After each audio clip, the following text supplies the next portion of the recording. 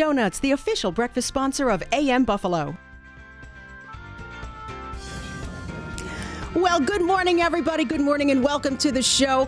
Once again, we are coming to you live from the 2018 Buffalo Auto Show. We're here at the Buffalo Niagara Convention Center, where I've got hundreds of beautiful cars and vehicles and trucks and all sorts of great people behind me ready to welcome you in today and for the weekend. Doors open here at about 11 o'clock. So if you want to beat the snow and come on in and really get a bird's eye view of what our gorgeous auto industry is creating, you're going to definitely want to see all the models that are here. But I'll get to that in a second, because first, a little bit of snow expected for today. What do you say we check your 7 First Alert forecast and find out what we can expect? Traffic was slow this morning. We do have some snow that came down earlier today, but the heavier stuff really isn't expected until a little bit later this afternoon. High for today, 27, and then a little bit milder for the weekend. We'll be looking at highs around 30, 34. And then as we get into next week, here's the good news. We turn off the snow machine, and would you believe by Tuesday, the high is 40 degrees, and really Wednesday and Thursday after that, it stays pretty much on the mild side. So good news there when it comes to finally a little bit more of a warm-up here in Western New York.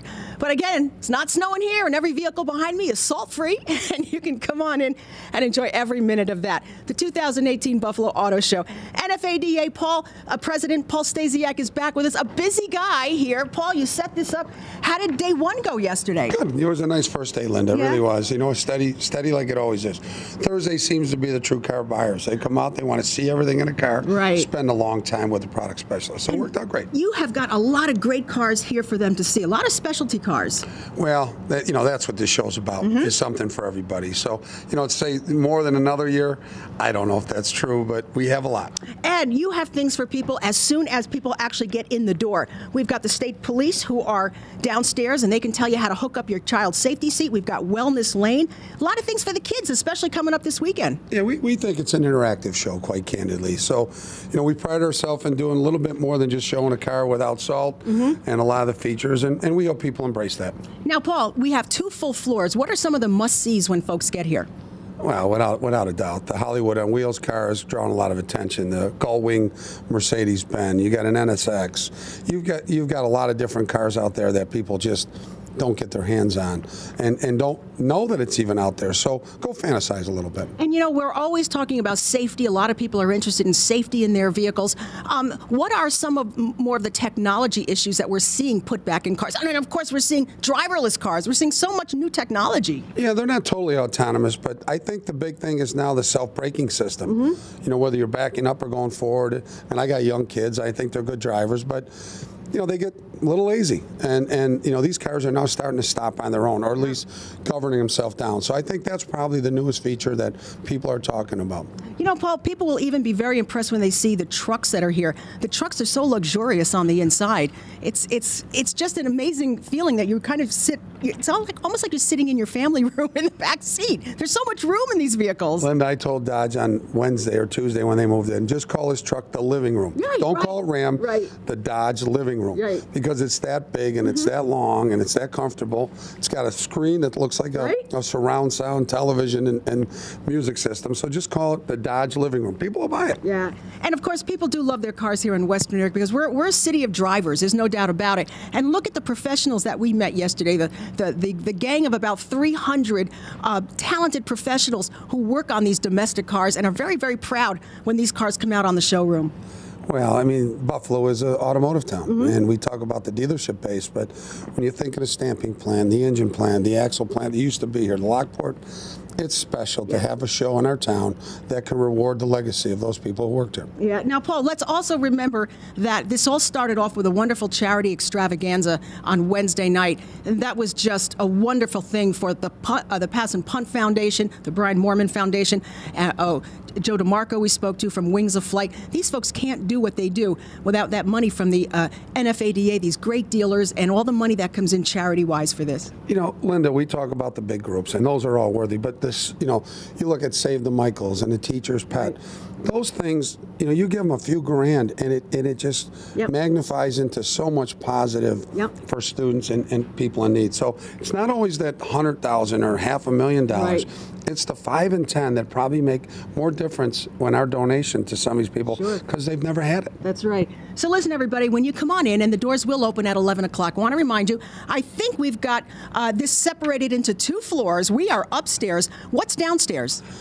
About the same kind of excitement as upstairs. More of the Highline cars, probably more of the exotics, more of the intimate. When you get in a ballroom, you're looking at a ballroom type car, not a work truck. Right. So some of the imports are downstairs too. Yeah, many of the Highlines, the Lexus, the BMW, the Mercedes, the Alfa, the Audi.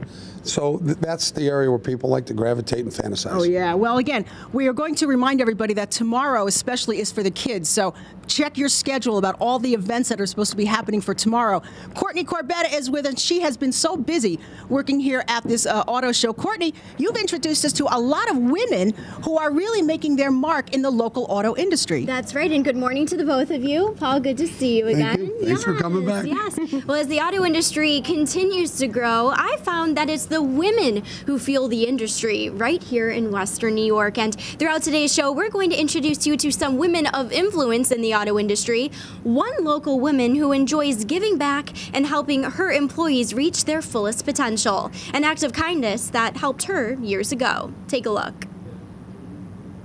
Beth Ann Hollis started working in the auto industry when she was just a kid. My story's not as glamorous maybe as some, so I got into the industry because I was a young single mom and I needed to make a good income. And after 17 years with Western Auto Group, some things never change. I love helping employees reach their potential. I love seeing what someone did for me back when I was 19, 20 years old, seeing that someone has a lot of potential and actually helping them to fulfill their own aspirations. It's a pretty rewarding thing to do. The Director of Variable Operations takes pride in her position. There's not a lot of careers that what you put in, you will get back out. And her hard work hasn't gone unnoticed.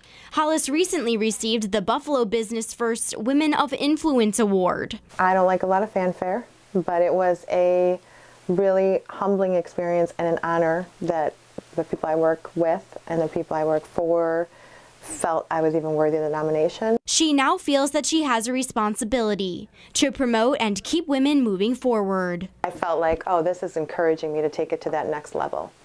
How do I go out and get more women to take opportunities in our industry where they too can be a woman of influence. Empowering women throughout Western New York. I'm excited about what's happening right now, the voice that women have in today's business world. I really am, and I feel for myself, anytime I might have hesitated because of being a female, I feel like I've been in an environment in this company where I had the confidence to just keep pushing forward. Courtney Corbetta, AM Buffalo.